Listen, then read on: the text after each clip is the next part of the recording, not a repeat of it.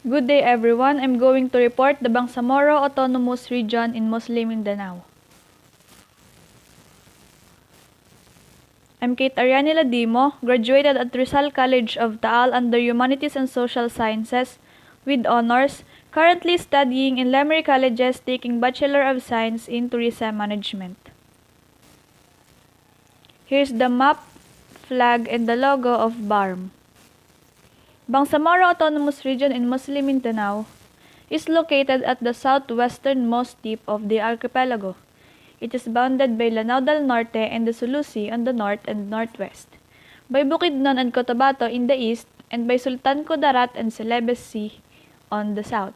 The ARMM is peopled by diverse cultural groups including the Magindanaos, the Maranaos, the Badjaos, the Tirurais, Tausugs, and the Jama Mapuns. These people speak mainly Tausug and Samal, but Cebuano and Tagalog are also used in the region. The total population as of 2000 was 2,095,367. The region is called the country's rice bowl because of its abundant rice fields that supply most of the country's needs. It is also rich in mineral deposits, forest, and aquatic resources. It is seldom visited by typhoons and has a pleasantly warm climate. It comprises 5 predominantly Muslim provinces, the Basilan except Isabela City, Lanao del Sur, Maguindanao, Sulu, and Tawi-Tawi. It established on August 1, 1989 and turned over to BARM on February 26, 2019. And I searched some background information about the turnover of ARMM into BARM. The transition period of the now defunct Autonomous Region in Muslim Mindanao into Bangsamoro Autonomous Region in Muslim Mindanao began when Bangsamoro Organic Law was ratified in a two-part plebiscite held in January and February 2019. It is set to end after the first set of regular officials are elected in 2022. It is the only region that has its own government, and the regional capital is Cotabato City, although the city is outside of its jurisdiction. The ARMM spans two geographical areas, Lanao del Sur and Maguindanao except Cotabato City in southwestern Mindanao, and the island provinces of Basilan except Isabela City, Sulu and Tawi-Tawi in Sulu Archipelago. The region covers a total of 12,288 kilometers square. Here are the provinces of BARM, together with its capital. Basilan, the capital is Lamitan. Lanao del Sur, the capital is Marawi. Maguindanao, the capital is Sultan Kudarat. Sulu, the capital is Hulo. And Tawi-Tawi, the capital is Bongao. The BARM has 3 component cities, the Cotabato City, Lamitan, and Marawi. Their languages are Filipino, English, Cebuano, Tausug, Iranun, Chavacano, Tiruray, Magindanaon, Saba-Malay, Arabic, Maranao, Yakan, Sama, Badjao, Manobo, Tibuli, Bagobo, and Sambuangueño. Their religion are Roman Catholic, including Catholic Charismatic, Islam, other religious affiliations, Evangelicals or the Philippine Council of Evangelical Churches, Iglesia ni Cristo, and none or non-reported. The delicacies of BARM. The BARM region is famous in rice delicacies, namely duldul, pastil, katilapan, and pawa. Native dishes like chicken with curry powder. In addition is the Muslim delicacies, diputrid, sinigang na baka, and tinadtag. And now, let's move on to the provinces of BARM. The first one is Basilan. Basilan is the largest and northernmost of major islands of the Sulu Archipelago. It has a total land area of 1,379 square kilometers. The mainland takes up the bulk at 124,982 hectares. The province is bounded on the north by Zamboanga del Sur, on the east by the Moro Gulf, on the west by the Sulu Sea, and on the south by the Mindanao Sea. It is founded on July 1, 1948. Its capital is Lamitan. The dialects and languages are Chavacano, Tausog, Sama, English, Yakan, Cebuano, and Tagalog. Basilan has 2 cities and 11 municipalities. Basilan's major products include coconut, or the primarily copra, rubber, coffee, black pepper, African palm oil, palay, corn, cacao, and cassava. Here are some of the tourist attractions that can be found in Basilan. Balagtasan Waterfall. This waterfall powers the Basilan hydroelectric plant. Kalon's Park or Shrine. This shrine is tribute to Kalum, a well-known Yakan leader during his time. It is a favored spot for strolling and chatting with the locals. Malamawi Island. The lighthouse on the island guides ships and vintas to the channel. The island also contains the traditional resting place of the seafaring Badjaus and Sama Luwans Bangoyngoy, as well as the only lake in the province. Menzi Agricultural Plantation. Visitors can witness the actual processing of rubber, coffee, black pepper, and African palm oil in this plantation, now owned and run by a local cooperative. Museum of Lamitan. This serves as information center for the development of the municipality of Lamitan.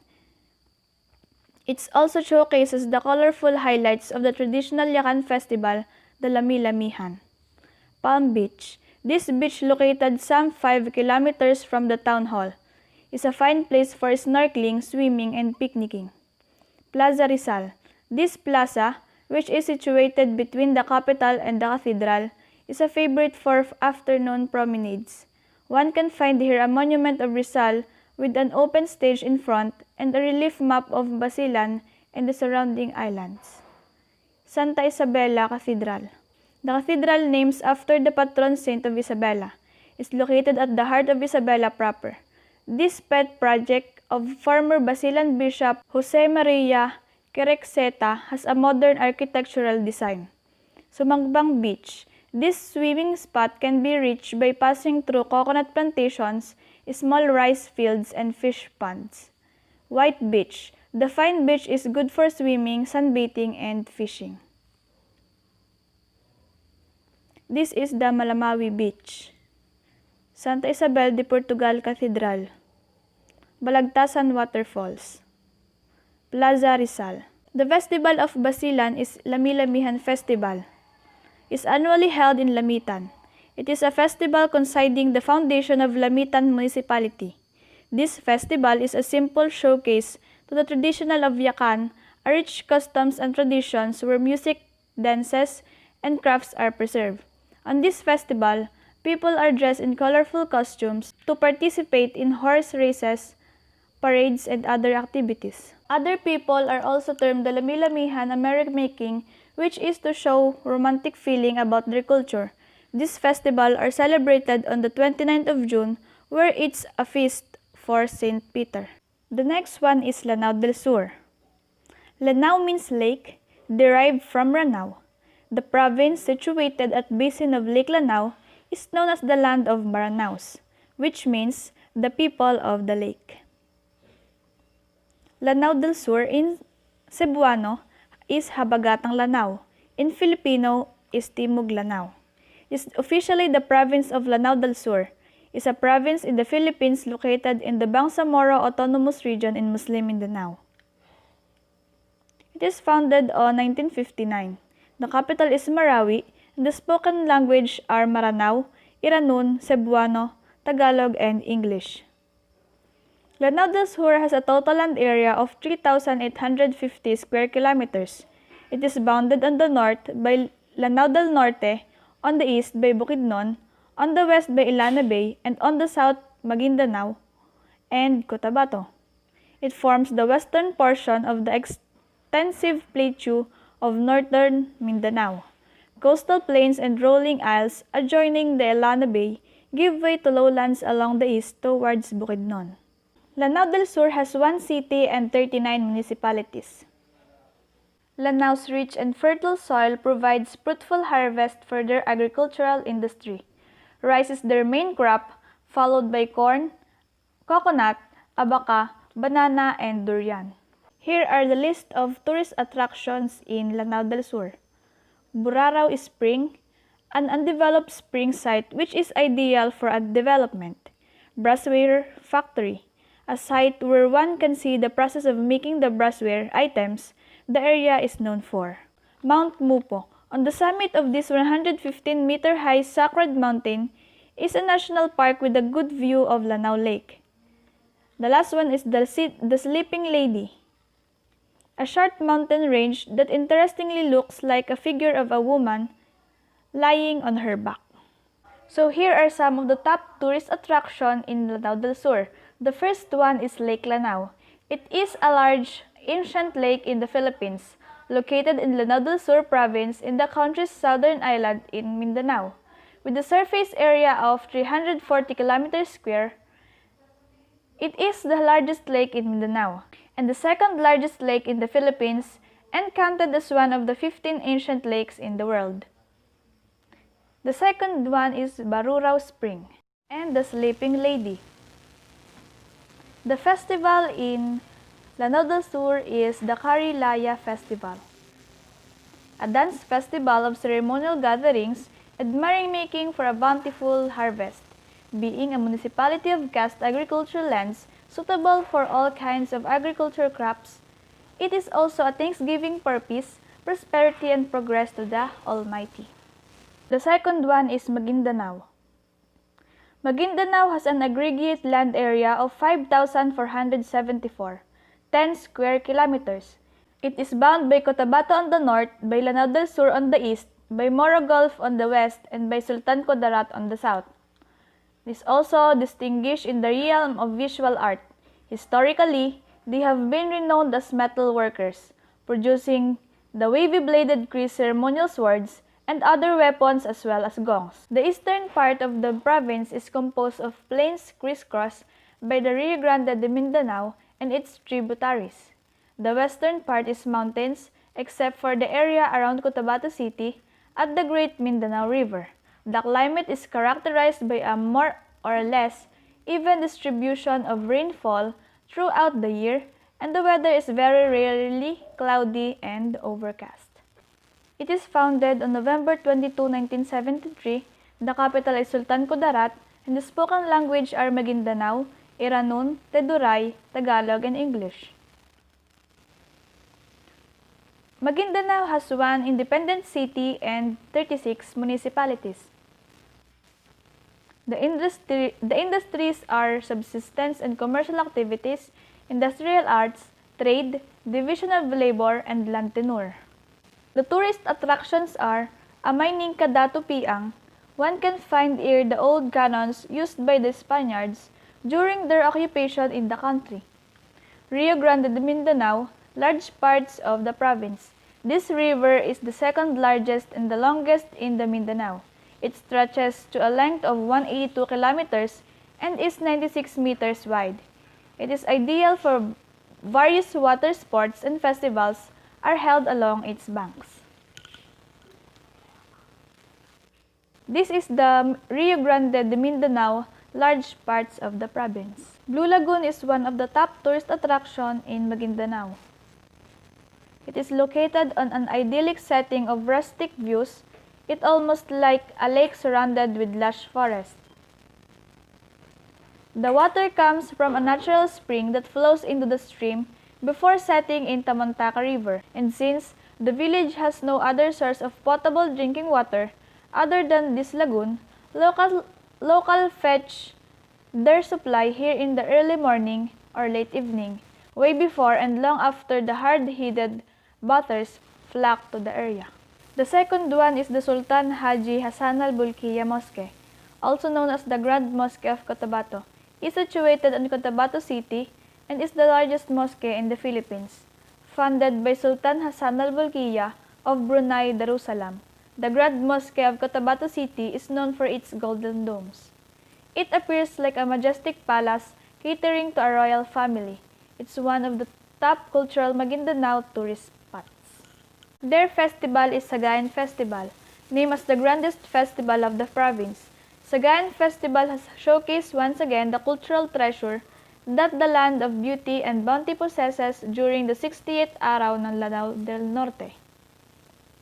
Sagayan is a story about Datu Bantugan who have fiercely fought his enemies to defend and protect his family and their communities against any form of abuse or threat from other tribes. Sulu. Sulu lies midway between Basilan and Tawi-Tawi in southern Mindanao. It is bounded by the Sulu Sea on the north and west, by the Mindanao Sea on the east, and by the Celebes Sea on the south. It is founded on March 10, 1917. The capital is Hulo, and the spoken language are Tausug, Sama, Tagalog, English, Saba-Malay. It has 19 municipalities. The industries are farming, fishing, abaca, coconuts, coffee, oranges, lanzones, durian, and mangustin. So here are the list of tourist attractions that can be found in Sulu. This is the National Museum, one of the recognized cultural Sulu attractions. It contains various artifacts, relics, and artworks showcasing the rich culture and history of the province. Some archaeological items found in Sulu are also displayed in the museum. This is the provincial capital of Sulu. The Bangas Island boasts of crystalline white sands and crystal clear waters calmly splashing on the shoreline. It is one of the top Sulu tourist spots and could easily rival other popular beaches in the Philippines. Coral reefs also thrive here, making it an ideal spot for scuba diving and snorkeling. Their festival is the Raha Baginda Festival. Celebrated on the second week of August, this festival is in commemoration of the time Raha Baginda arrived in Holo, Sulu, and said to have been a significant figure in the spread of Islam. He was also looked up to because he was also responsible for the reinforcement of the Sultanate government in the archipelago of Sulu. This celebration lasts for 3 days and includes festivals and cultural show. And the last one is the Tawi-Tawi. Tawi-Tawi is the southernmost province of the country. Just across, it is a state of Sabah in East Malaysia. The province is bounded on the north and west by the Sulu Sea and by the Celebes Sea on the south and east. The province consists of 3 island groups covering 307 islands and islets with a combined land area of 462 square miles. The Tawi-Tawi Island Group includes the island of Tawi-Tawi, Bongao, Simunul, Sibutu, and Sitangki. The irregularly shaped islands and islets have either white sandy beaches or rocky coast.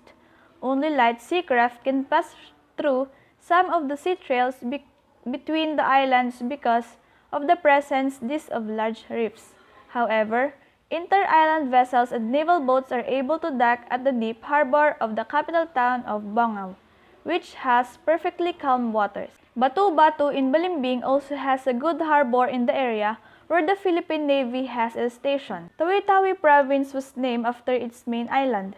Tawi-Tawi is the Sinama form of Jawi-Jawi, Malay for banyan tree. The island is known for having an abundance of this tree.